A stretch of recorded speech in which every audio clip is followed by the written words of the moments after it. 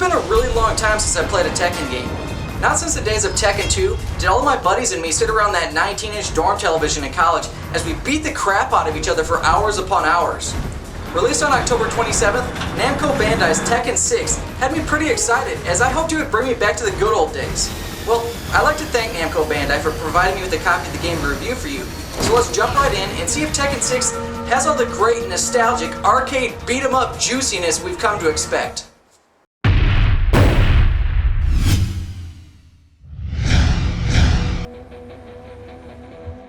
Upon starting the scenario campaign, you're shown a long black and white summarization of the previous Tekken titles, whose style really reminded me a lot of Sin City. Basically, in the last Tekken, Jin takes control of the Mishima Zaibatsu, and now he's using it to take over the world. His father Kazuya, who's in control of the G Corporation, puts a bounty on Jin's head, and Jin responds by announcing the King of Iron Fist Tournament 6 in order to battle his father. While this is going on, Lars, a soldier in the Tekken force, leads a group of rebels to stop both the G Corporation and the Mishima Zaibatsu, and in doing so loses his memory and meets up with Alyssa. These two begin a journey of self-discovery, climaxing with all of the characters battling out and blah blah blah. Really, the story is pretty retarded, and I didn't get into it at all.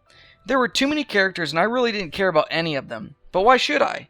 Tekken 6, like its predecessors, is an arcade-style fighter. It doesn't need a story anyway, as far as I'm concerned. You're too late.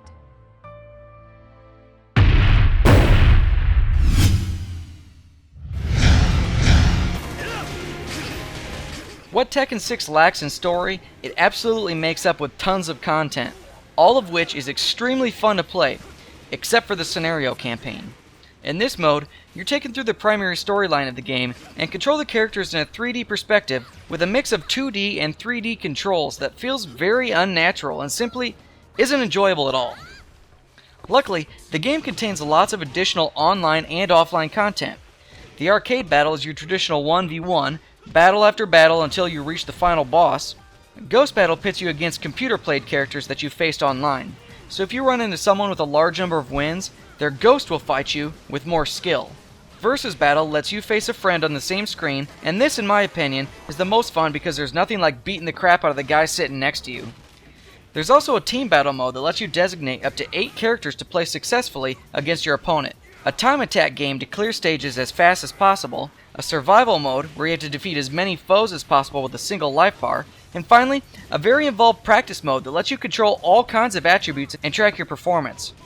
On top of this, you also have a whole bunch of online game modes, and they actually run very smoothly. I found quick games to get into and never experienced any lag, which is obviously a necessity in an arcade fighter like this.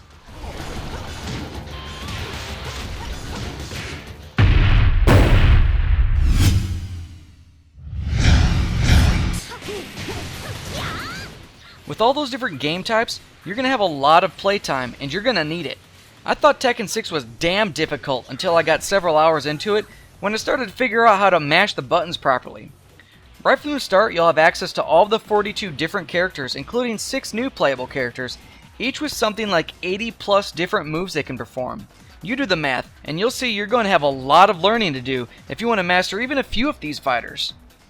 Luckily, the complete list of moves is accessible to you from the pause menu. There's also a new rage mechanic, so when your health gets low, you start glowing red and deal additional damage, and this really makes things intense, and I felt it was a great addition to the game. Now, the analog stick is just terrible as far as fighting goes. It's very unnatural and never works the way you want it to, so you're forced to use the D-pad, which isn't a bad thing, but I can't help but wonder how much easier the gameplay would have been had I had one of those awesome fighter stick controllers. As you play the game, you'll earn money which can be spent on clothing and character customization options, giving you limitless combinations so you can really custom build your perfect fighter. Finally, as you play through the scenario campaign, you'll occasionally run into melee weapons, guns, and flamethrowers that you can use to quickly mob through the enemies, which thankfully alleviates some of the repetition.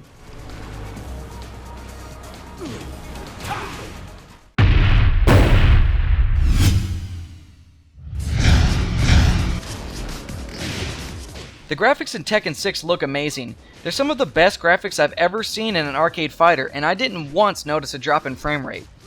Throughout the scenario campaign, you'll run into tons of cutscenes that all look amazing as well, but again, the story was so crappy that I couldn't enjoy them as much as I would have liked to. Unfortunately though, there are some pretty bad loading times that occur all the damn time, which likely will be remedied if you install the game to your hard drive. Finally, the music in the game isn't the best, and the sound effects really didn't mesh with me at all. I just didn't feel like they synced up with the moves, and it kind of made me feel like I wasn't really even fighting. Even with the sound effects turned up, they were still pretty quiet.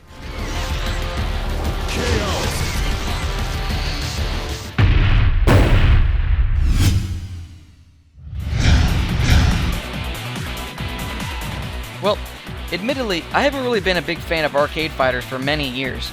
Luckily, Tekken 6 gives you a ton of gameplay with just as much character customization, and minus the scenario campaign, the game is actually pretty fun. The online gameplay runs flawlessly and finds opponents for you almost instantly, and if you feel like playing with the guy sitting next to you, you have a bunch of different options as well. The graphics are great, the sound is poor, but all in all, I felt this was a pretty good game. So, let me know what you thought by rating and leaving your comments below. Thanks for watching. Don't forget to subscribe to my channel and register at ZeitgeistGameReview.com.